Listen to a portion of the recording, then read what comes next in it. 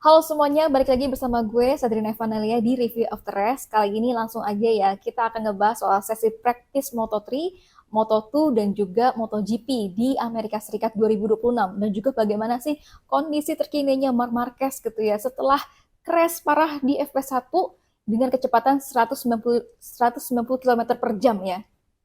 Oke, tapi sebelumnya gue akan bahas Veda Ega dulu ya. Untuk hasil dari Moto3 Veda Ega, ini Veda Ega berada di posisi ke-14 dengan catatan waktunya 2 menit 14,484 detik gitu ya. Atau gapnya lebih dari 0,727 dari Maximu Quiles ya di tempat pertama.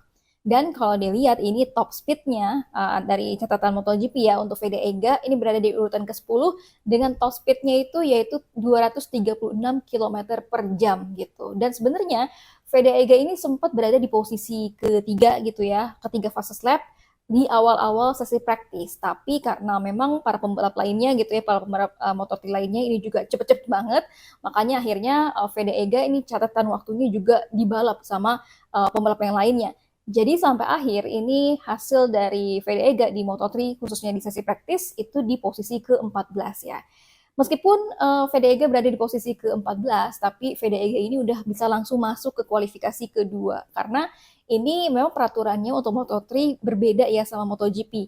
Kalau di MotoGP itu para pembalap yang langsung masuk ke kualifikasi kedua adalah para pembalap yang berada di 10 besar gitu. Tapi khusus untuk Moto3 ini para pembalap yang berada di 14 besar di sesi praktis itu udah bisa langsung masuk ke kualifikasi kedua. Makanya kenapa VD Ega meskipun berada di posisi ke-14 dia bisa langsung masuk ke kualifikasi kedua ya. Jadi dia nggak perlu untuk menjalani sesi kualifikasi pertama terlebih dahulu gitu. Dan sementara di FP1 gitu ya untuk VD Ega ini di posisi ke-15 dan tampaknya seperti yang udah gue bilang waktu kemarin ya, kota Amerika ini memang sirkuitnya agak sulit gitu. Kalau Marc Marquez bilang memang agak sulit dan apalagi Veda Ega ya, ini baru pertama kali gitu untuk balapan di sini untuk bisa menjajal dan juga mencatatkan waktu gitu ya di sirkuit kota Amerika ini. Makanya sepertinya Veda Ega harus beradaptasi terlebih dahulu dan berada di posisi ke-14 gitu ya, ke-15. Tapi nggak apa-apa kita lihat aja nanti di sesi kualifikasinya. Mudah-mudahan Veda Ega bisa berada di 10 besar ya setidaknya gitu. Atau bahkan kalau misalkan bisa di top 5 lagi itu udah keren banget. Dan untuk hasilnya dari sesi praktis Moto3 gitu ya. Yang pertama ini ada Maximo Quiles, kedua ada Guido Pini, ketiga ada Alvaro Carpe. Dan lanjut ya, kita ke hasil dari praktis Moto2, Mario Aji ini berada di posisi ke-25 ya. Kalau di FP1-nya, Mario Aji itu ada di posisi ke-22. Jadi Mario Aji ini harus menjalani sesi kualifikasi pertama terlebih dahulu ya untuk di Moto2. Kemudian juga untuk hasil dari sesi praktis Moto2-nya, ini ada satu yang pertama ataupun David Alonso, kemudian kedua ini posisi kedua ada Manuel Gonzalez, dan juga di posisi ketiga ada Barry Baltus gitu. Nah, gimana dengan sesi praktisnya MotoGP?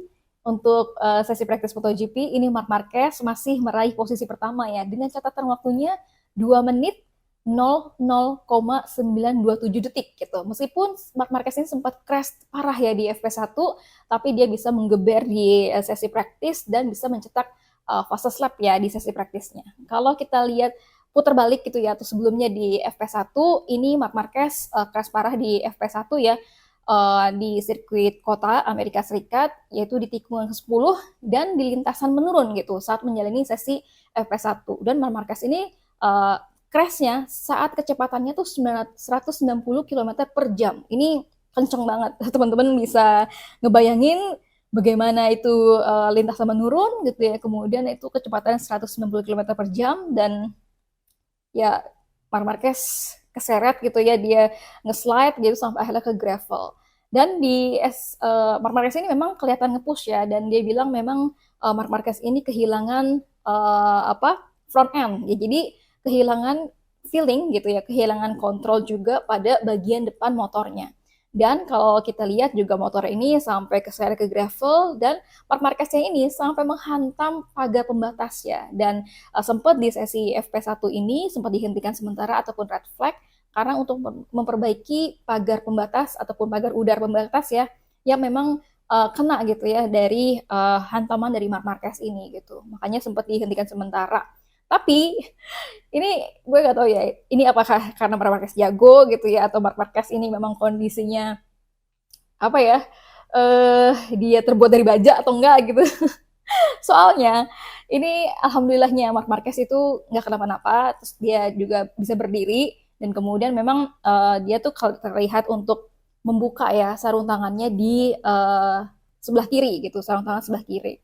Dan ini meskipun dia crash parah gitu ya di FP1, tapi di 4 menit sebelum dari sesi selesainya FP1 dia join lagi gitu ya. Terus kemudian dia bisa mencetak waktu di posisi keempat gitu. Jadi uh, kalau misalkan mungkin ada beberapa pembalap yang mungkin udah gitu ya untuk bisa setelah crash dia nggak terlalu kompetitif gitu ya sampai ada di bawah-bawah gitu.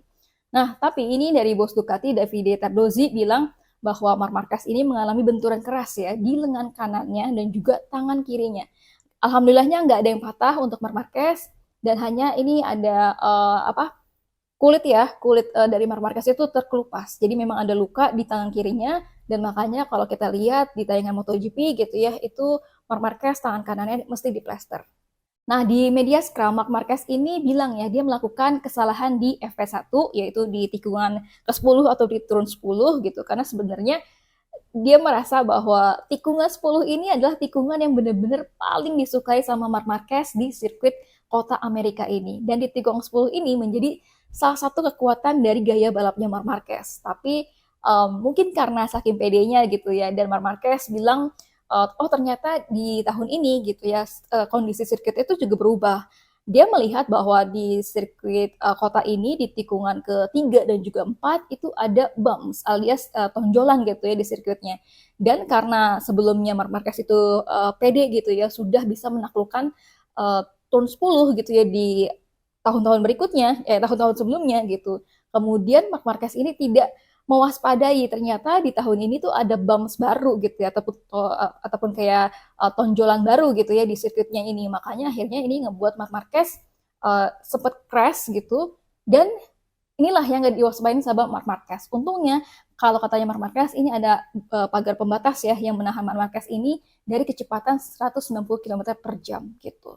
Jadi di FP1 dia crash, kemudian di sesi praktisnya Marc Marquez ini mengubah strateginya. Strateginya Marc Marquez di sini adalah mengubah dari racing line-nya dia. Jadi dia nggak melintasi racing line yang seperti di FP1, tapi dia mengubah gitu ya, cari racing line yang lain supaya dia nggak kena bumpsnya itu dan juga bisa mencatatkan waktu yang tercepat. Apalagi kalau kata Marc Marquez di turun 10 ini dia suka banget dan juga ini menjadi salah satu kekuatan gitu ya, kekuatan dari gaya balapnya Marc Marquez. Dan soal kondisinya Marc Marquez gitu ketika diwawancarain di tempat teman-teman media, ini dia bilang lengannya sakit, jarinya sakit dan seluruh badannya itu sakit semua. Jadi menurut dari Marc Marquez memang ya itu memang yang dirasain gitu ya setiap habis crash.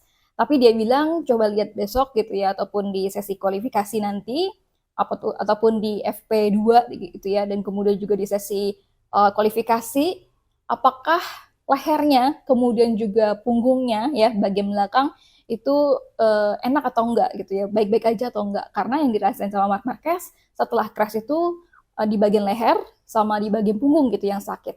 Tapi ini karena seorang Marc Marquez gitu ya, Marc Marquez ini sempat ngejokes ke teman-teman media. Karena Marc Marquez ini bilang di media Scrum, rasa sakit di bahunya ataupun rasa sakit cederanya gitu ya, ini malah berkurang karena rasa sakit itu jadi banyak banget gitu di seluruh badannya. Jadi semua bukan hanya terfokus ke cedera bahunya aja, tapi rasa sakit itu ada di beberapa bagian tubuhnya. Jadi nggak terlalu fokus kepada cederanya dari bahunya Marc Marquez ini gitu. Dan menurut dari Marc Marquez, melihat kondisinya yang kayak gini, kondisi fisiknya gitu ya, kemudian juga kondisi dari kompetitor alias rivalnya gitu ya, kayak Marco Bezzecchi, kemudian juga Fabio Di Gia yang juga lagi bagus-bagusnya banget ini ya.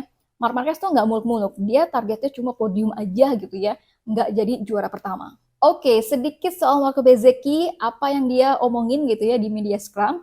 Jadi Marco Bezzecchi ini menilai bahwa performanya pada hari pertama gitu ya, di hari Jumat atau di sesi FP1 dan juga sesi praktis ini di MotoGP Austin jauh lebih baik daripada di MotoGP Brazil gitu. Setelah mampu langsung kompetitif di posisi depan, tapi ia tetap menekankan bahwa Marc Marquez ini sangat terlihat kuat ya dan juga menjadi ancaman utama dari Marco Bezzecchi. Dan meski ada pun peningkatan feeling pada motor Aprilia gitu ya, RSGP 26-nya Aprilia Marco Bezzecchi, ini Marco Bezzecchi menyadari bahwa Marc Marquez masih memiliki keunggulan yang signifikan karena memang dominan banget ya Marc Marquez di sini, apalagi kita tahu sirkuitnya itu anti clockwise gitu ya.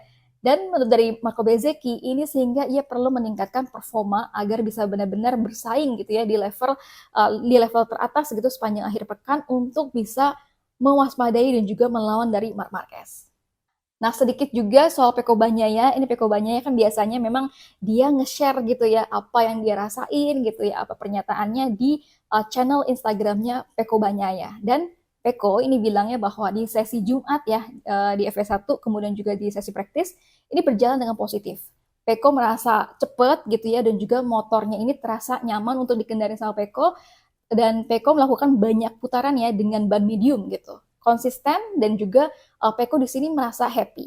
Tapi sayangnya Pecco itu mengalami beberapa masalah selama time attack, makanya dia nggak bisa berada di posisi teratas. Tapi yang paling penting menurut dari Pecco ini adalah finish di 10 gitu ya, di 10 besar ataupun di sesi praktisnya ini dia berada di posisi ke 10, 10 besar. Tentunya menjelang sesi kualifikasi dan masuk ke kualifikasi kedua itu adalah pencapaian yang lumayan bagus kalau kata Pecco. Oke, jadi pembalap MotoGP yang langsung masuk ke kualifikasi kedua yaitu ada Marc Marquez, ada Ai Ogura, ada Fabio Di Gia, ada Marco Bezzecchi, ada Alex Marquez, Pedro Acosta, Jorge Martin, Pecco Bagnaia, Luca Marini dan juga Enea Bastianini.